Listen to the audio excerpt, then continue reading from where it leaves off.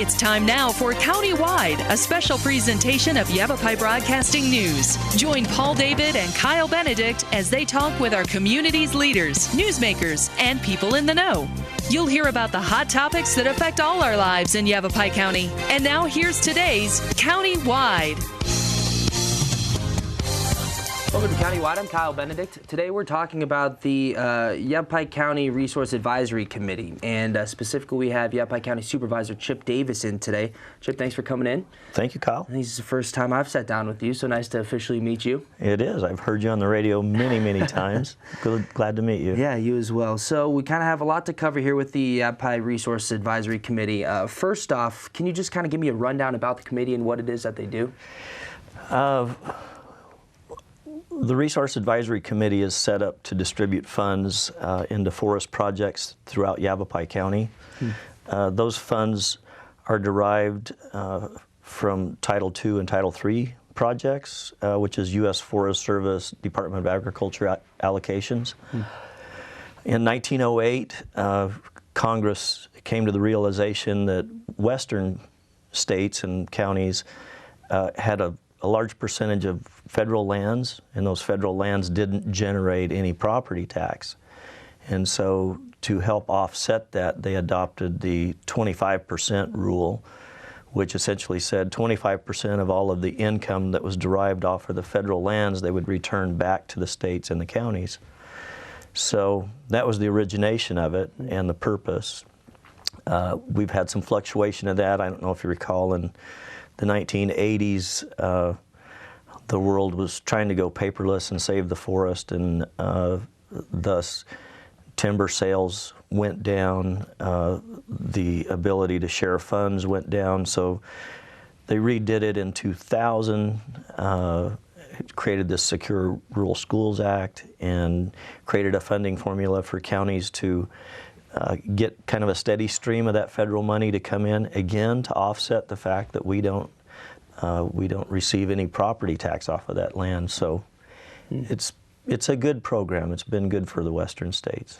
Okay, and we do have, I mean, here in Yavapai County, Coconino County, really the whole state, we have a lot of land that is just kind of unoccupied and unincorporated. So, and then the reason for this show today, the committee met on December 1st and reviewed 17 grant applications and recommended 9 projects. And we're going to talk about those 9 projects. But kind of staying with the Resource Advisory Committee, who exactly makes up the committee? The Resource Advisory Committee is made up of 3 different categories.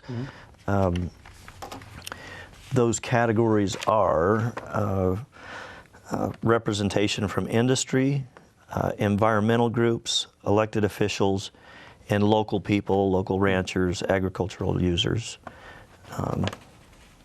And the purpose of that is to have a diverse group, you know, the elected officials, the business people, the ranchers, the environmentalist folks that have projects out in the forest. And so the balance is there so that we can all determine, okay, this is what's best for forest projects in our county.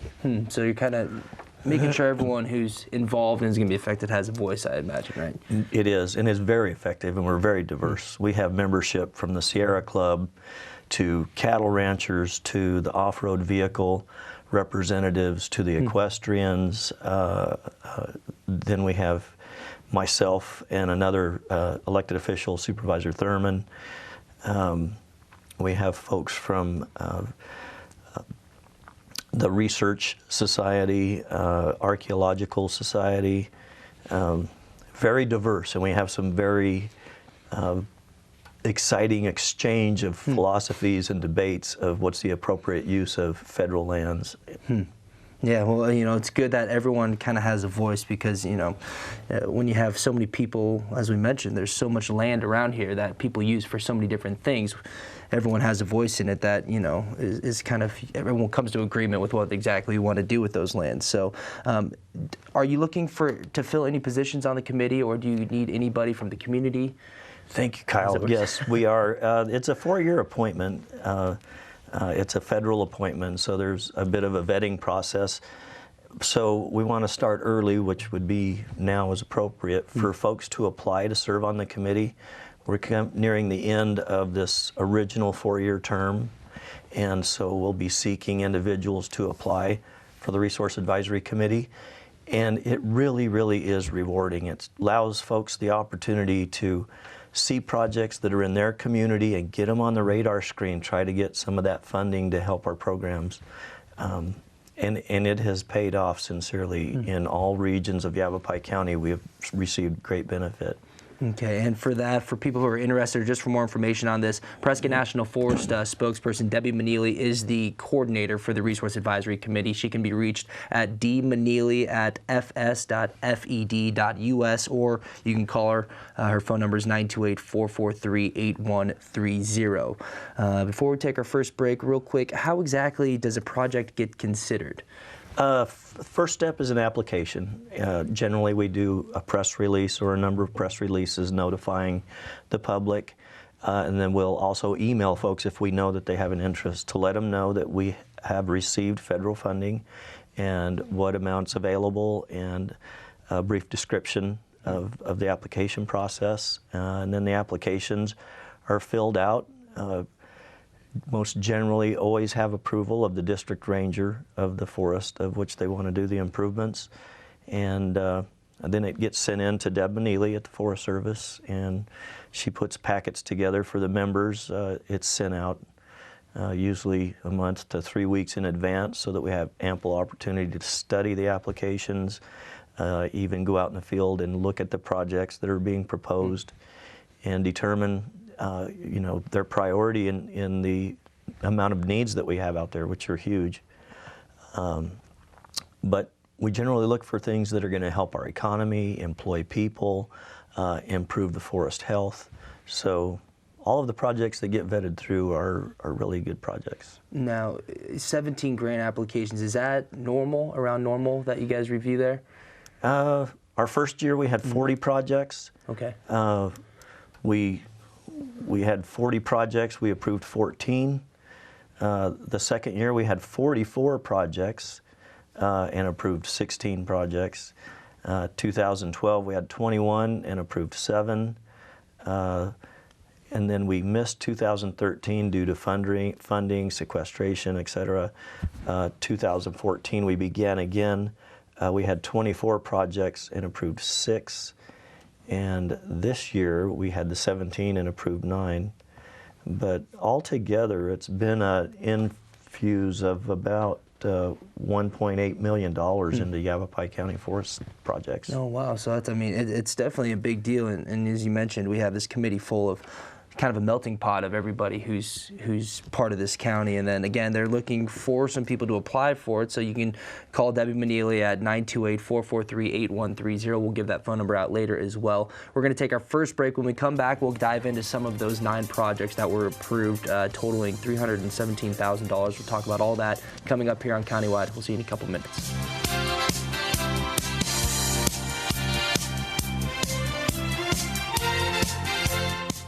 Let me ask you a question. When you think of the American Legion, what comes to mind? Is it our volunteer programs that let wounded veterans know they're not forgotten? I'm here to make sure our heroes know their sacrifice is not forgotten. I am the American Legion. For nearly 100 years, the American Legion has been our nation's leading advocate for veterans and their families. I am the American Legion. This is today's American Legion. To learn more, visit legion.org.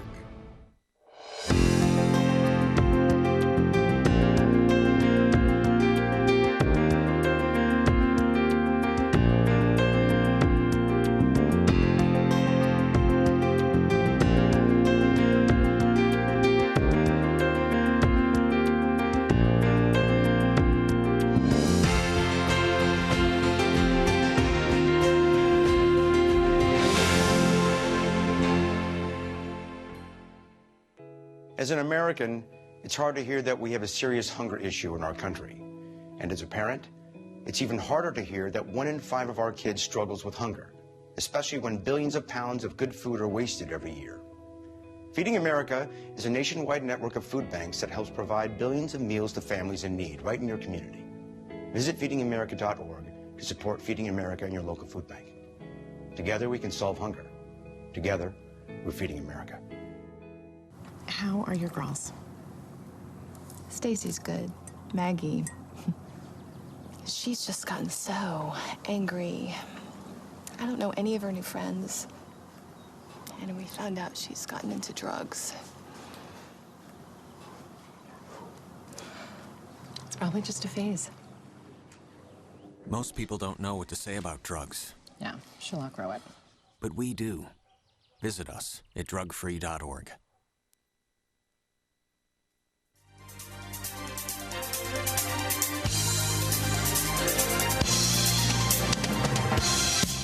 Welcome back to Countywide. I'm Kyle Benedict, sitting down with Yavapai County Supervisor Chip Davis. We're talking about the Resource Advisory Committee. They reviewed on their meeting at December 1st, reviewed 17 grant applications, approved 9 projects. And we're going to kind of go over some of those projects right now. Those 9 projects total $317,000. And so I guess we'll just start off kind of going down the list of these 9 projects, and then later on we'll kind of touch on a few of them and get a little bit more into detail. But first we have the Prescott National Forest Trail Maintenance. That's the forest has so darn many trails out there that keeping up with maintenance is hard to do with the resources that they have available. So their application was they have trails ready to go. They've already been through the NEPA process. They're ready to apply work to immediately, so we felt that was a good qualifier. A lot of the projects that we look for are maintenance rather than new projects, just because it seems that we get overwhelmed with the amount of trails, projects, but such a limited amount of resources. So we tried to take advantage of this resource to really get some things done. And there's a short time window to get the projects done. You have about a year from application approval to implement the project, get it finished, get it built out. And really? And dealing with the federal government is not like going down to the mom and pop store where you buy something and get a receipt and you're done. It's a little more lengthy. You have monitoring that takes place to make sure that it's proper use of the funds and a number of bureaucratic processes. But fortunately, our forest, the Coconino and the Prescott, the folks work with us so well, and they work with the applicants, that they kind of ease that burden quite a bit. Okay, that's great. So what about the second one we have here?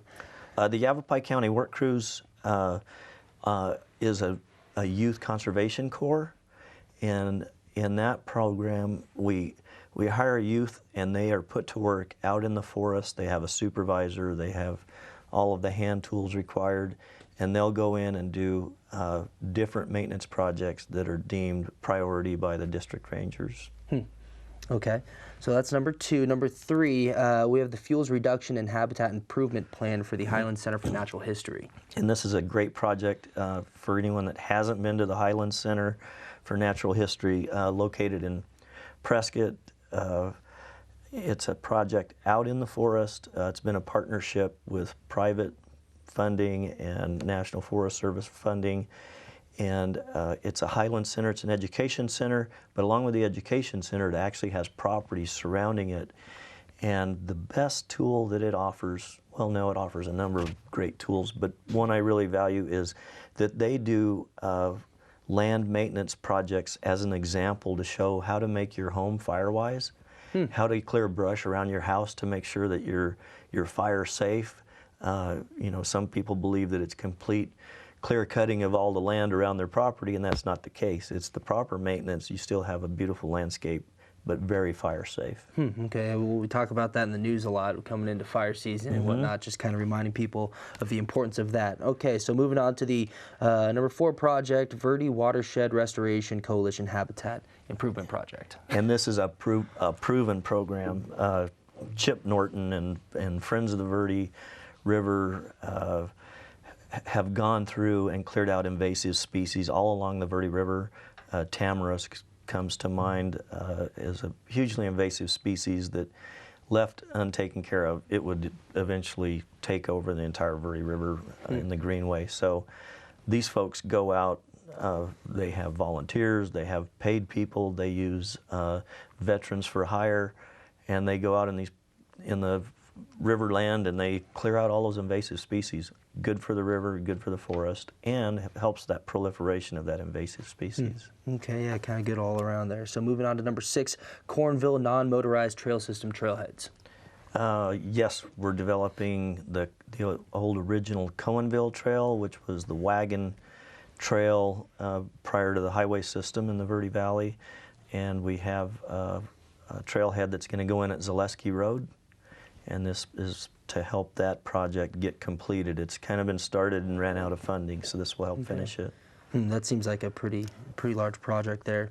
Then moving on to the Granite Creek Watershed Project, Goldwater Lake Park. Another one, this is forest restoration, helping that area around Goldwater Lake to be fire-wise, taking care of some social trails that were not adopted, and cleaning those up or obliterating them, and then establishing the official trails that the forest and the city of Prescott want around that area.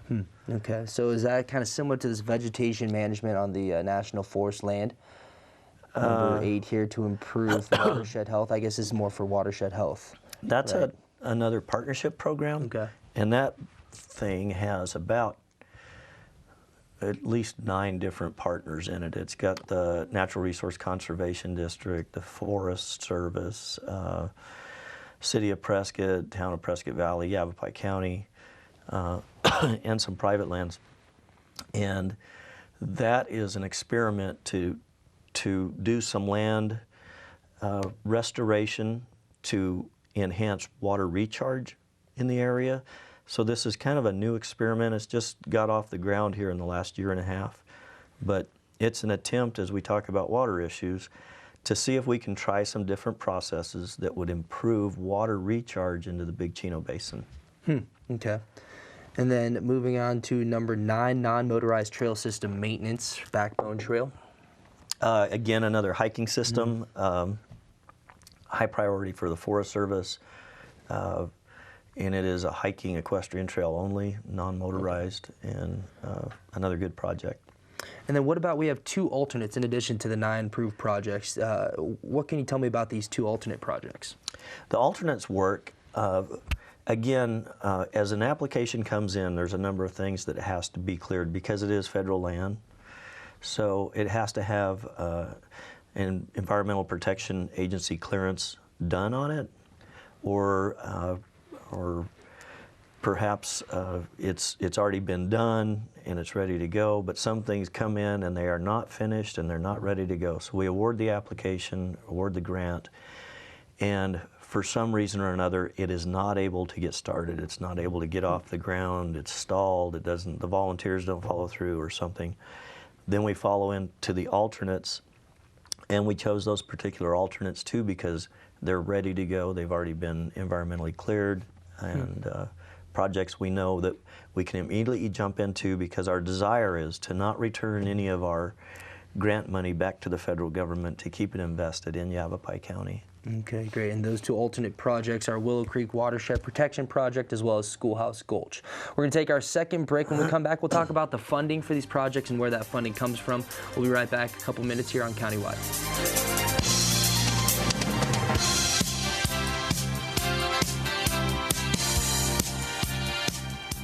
So they say it's a man's world? I don't see anybody's name on it. While they were doing their thing, we slowly changed all that. Today, women can do anything men can do. And there's one thing we're even better at.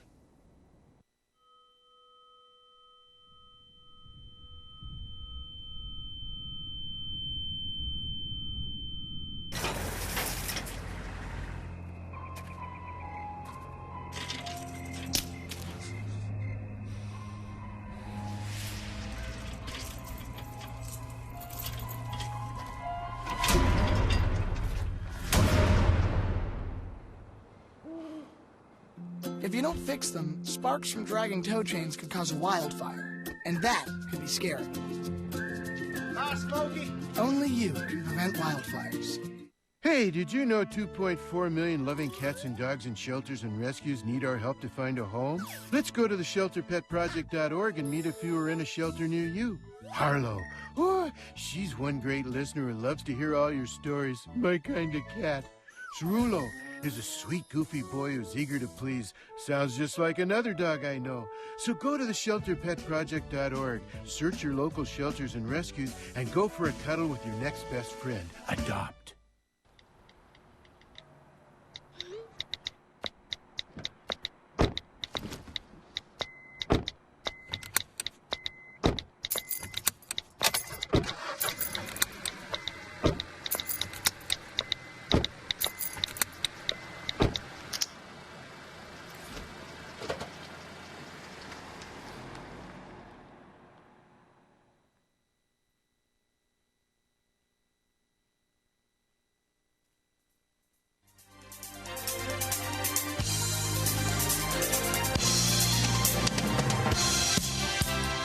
Welcome back to Countywide. I'm Kyle Benedict, sitting down talking about the Resource Advisory Committee with Yavapai County Supervisor Chip Davis. We ran through the 9 approved projects, talked about a little bit about the 2 alternate projects. Now, are they gonna be able to reapply for next year?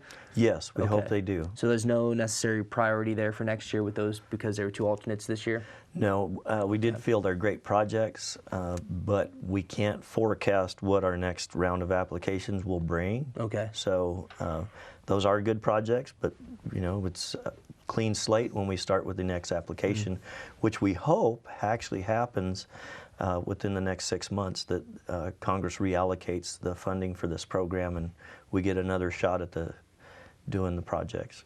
Okay, so as we mentioned, these 9 recommended projects totaling $317,000, they kind of range, the amount that was approved for each project ranged from $25,000 to about $40,000 for each project. Where does that funding come from? Again, it's the federal funds.